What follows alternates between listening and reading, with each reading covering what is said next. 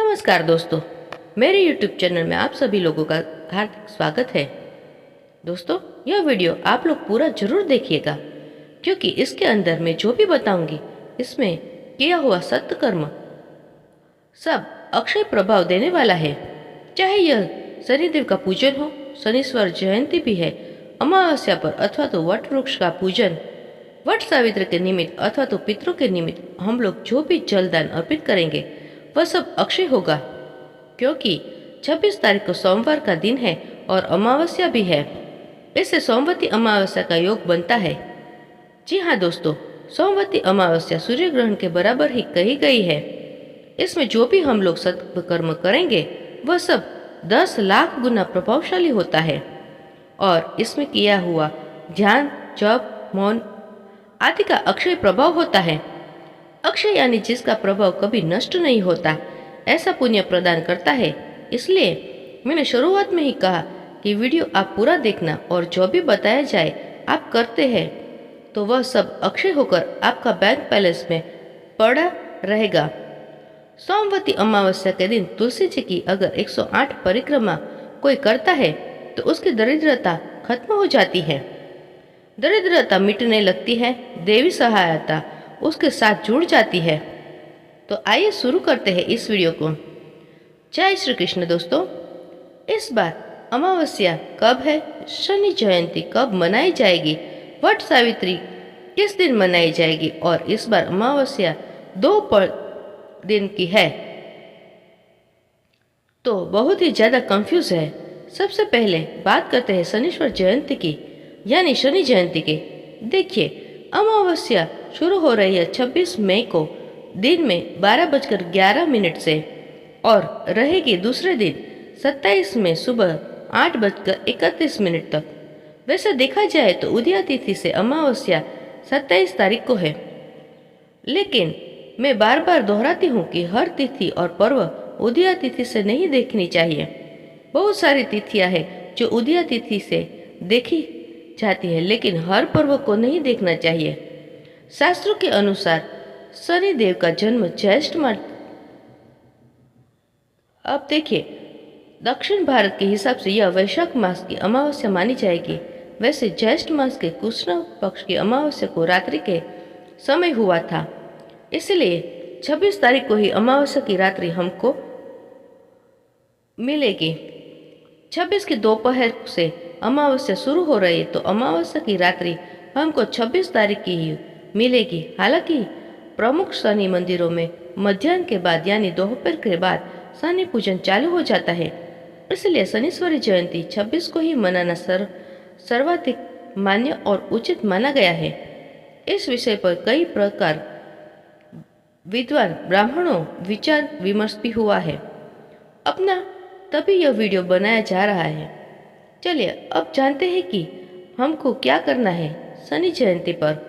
शनि जयंती पर यानी कि 26 तारीख को आप सुबह स्नान करके जल में काला तिल डाल कर स्नान कर ले। फिर दोपहर से लेकर रात्रि तक जब आपको समय मिले शनि मंदिर में जाकर सरसों के तेल से भी शनि मूर्ति को श्राद्ध कराना। शास्त्रों में मुख्य रूप से इस दिन के लिए यही विधान बताया गया है, लेकिन तांबे के पात्र में सरसों का तेल नहीं चढ़ाया जाता है, इस बात को भी आप ध्यान रखना। स्टील के बर्तन में आप सरसों का तेल ले जाना और उसी बर्तन का उपयोग कर सकते हैं। आप सरसों के तेल का दीपक भी आपको जलाना है। जिस समय आप तेल से शनिदेव का अभिषेक करेंगे ना, उसी समय सरसों के तेल का आपको दीपक भी जला लेना है। लेकिन आप लोग एक बात और ध्यान देना कि अगर आसपास मंदिर नहीं हो तो आप घर में शनिदेव का फोटो रखकर पूजा मत करना। यह प्रयोग आपको केवल मंदिर में ही करना है। मंदिर के लिए यह प्रयोग बताया जा रहा है।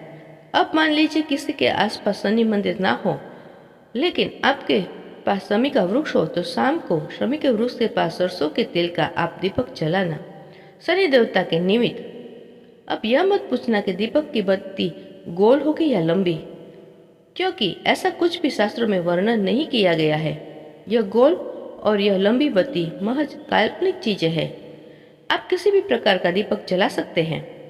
अब मान लीजिए कि आपके पास शनि मंदिर और शमी वृक्ष का दोनों भी नहीं है, तो शिवलिंग के पास आप यह उपाय कर सकते हैं जो शनिदेव के निमित्त बनाया गया है। शिवलिंग पर आप सरसों का तेल चढ़ा देना और शिवलिंग के पास ही सरसों के तेल का दीपक भी जला लेना। लेकिन एक बात ध्यान में रखिए कि कोई भी पूजा बिना मंत्र के नहीं की जाती।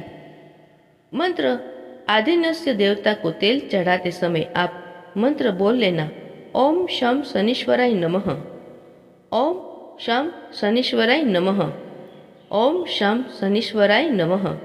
ऐसा मंत्र बोलते बोलते आप पूजन करना।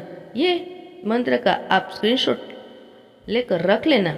बाकी जिसको शनिदेव वाला श्लोक याद है वे लोग श्लोक भी पढ़ सकते हैं कि नीलांजनम समाभाषम रविपुत्रम यमाग्रजम छायामार्तम समतम तमम नमामि शनीश्वरम।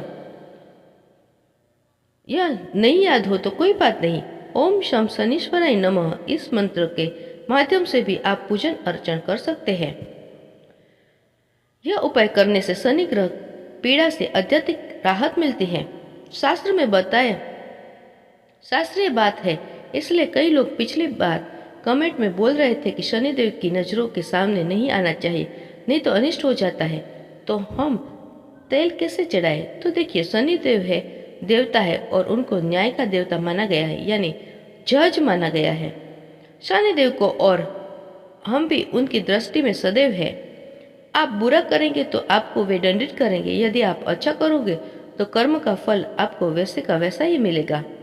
तो उपासना पूजन के लिए आप निश्चित होकर शनि मूर्ति के समक्ष जा सकते हैं और शनिदेव का तेल अभिषेक कर सकते हैं, इसमें कोई दिक्कत नहीं है। दूसरा पर्व है इस दिन वट सावित्री का, यह भी 26 को ही मनाया जाएगा। अब देखिए, कहीं कहीं पर वट सावित्री अमावस्या को मनाते हैं और कहीं कहीं पर पूर्णिमा पर मनाते हैं। तो आपके यहाँ पर जहाँ भी जिस समय भी मनाया जाता हो, आप लोग उस बात का ध्यान में रखिएगा। जहाँ पर अमावस्या पर मनाया जाता हो उनको 26 तारीख को मनाना है। और जो भी माताएं बहनें इस व्रत को करेंगे वे लोग जरूर वट सावित्री व्रत कथा सुन लेना। जो माताएं बहनें नहीं भी करती हो वो वट सावित्री का व्रत वे भी सुन सकती है। यह कथा सुनने मात्र से भी सौभाग्य की रक्षा होती है। अब तीसरा और सबसे मुख्य चीज है, इस दिन अमावस्या तिथि। अमावस्या तिथि पितरों के समर्पित होती है। फिर से मैं अपने वाक्य को दोहराऊंगी कि जिसमें भी अमावस्या तिथि को संभाल लिया उसका जीवन सुखमय बीतेगा। उस दिन पितरों को जल देना, एक तांबे का लोटा हो अथवा तो पित्तल का चांदी के लोटे हो, उसके अंदर गंगा जल, फिर उसके अंदर सादा जल मिला लेना, फिर काला तिल डाल देना, कुशा हो तो कुशा डाल देना और तुलसी पत्र हो तो तुलसी पत्र भी आप डाल सकते हैं। फिर गीता जी के 7वें अध्याय का पाठ कर लेना है। वह लोटा सामने रख के यदि आप पाठ नहीं कर सकते हैं तो आप 7वें अध्याय का पाठ सुन लेना।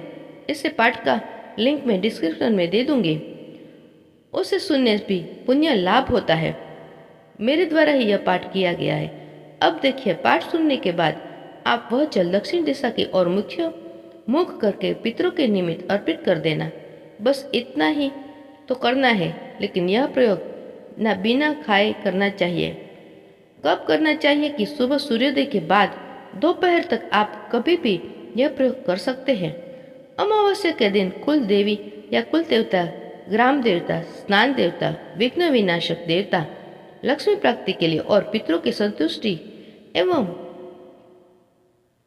तृप्ति के लिए एक छोटा सा हवन समस्त घर के परिवारजन मिलकर करें तो इससे गृहस्थ बड़े उत्तम हो जाती है और यह जरूर करना चाहिए। बिल्कुल छोटा सा हवन होता है, बिल्कुल छोटी सी हवन विधि है, आप सभी लोग कर सकते हैं। आप स्वयं देखेंगे कि आपके जीवन में अद्भुत परिवर्तन हो रहा है। यह जो साधन मैंने बताए हैं, अमावस्या के दूसरा अन्न खाने से 1 महीने का पुण्य नाश हो जाता है। तो सावधान रहना, दूसरों का अन्न खाने से बचना, भंडारे में खाने से बचना। यदि कहीं खाना पड़ता हो तो आप वहां कुछ पैसे रुपये दे देना ताकि हिसाब बराबर हो जाए।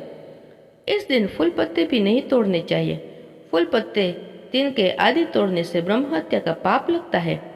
लेकिन जो लोग गाय भैंस आदि पशुपालन करते हैं उनको छूट है कि वे उनके लिए चारा काट सकते हैं। पितरों को न तो तुलसी पत्र अत्यंत प्रिय है, तो उनके लिए जल तैयार करते समय आप तुलसी पत्र उनमें जरूर डालना।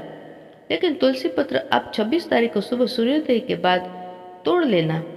फिर से सुनिए, सुबह सूर्योदय के बाद तोड़ लेना 26 तारीख को, क्योंकि दोपहर 12 बजे के बाद अमावस्या चालू हो जाएगी, तो 12 बजे के पहले आप लोग तुलसी पत्र तोड़ लेना 26 तारीख को। और यह जो पितरों को जल देना है अमावस्या तिथि लगने के बाद ही आपको देना है। देखिए 26 तारीख को 12 बजे के बाद अमावस्या लग रही है, तो उनके बाद ही आप यह पितरों को जल अर्पित करना। यदि 26 तारीख को आप नहीं अर्पित कर सकते तो 27 तारीख को भी अमावस्या रहेगी सुबह 8:31 तक, तो पितरों को जल देना है। आपको सुबह में ही समय मिलता है तो आप ये 27 तारीख को कर लेना सुबह 8:30 बजे के पहले। अब देखिए वीडियो के लिंक, अब वीडियो लंबी हो जाए लेकिन इनके अंदर सभी काम की चीज़ें मैंने बताई दी है।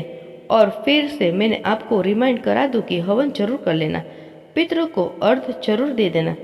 हवन का वीडियो आपको मैं डिस्क्रिप्शन में दूंगी। मिलते हैं अगले वीडियो में, तब तक के लिए स्वस्थ रहे, मस्त रहे। जय श्री कृष्ण।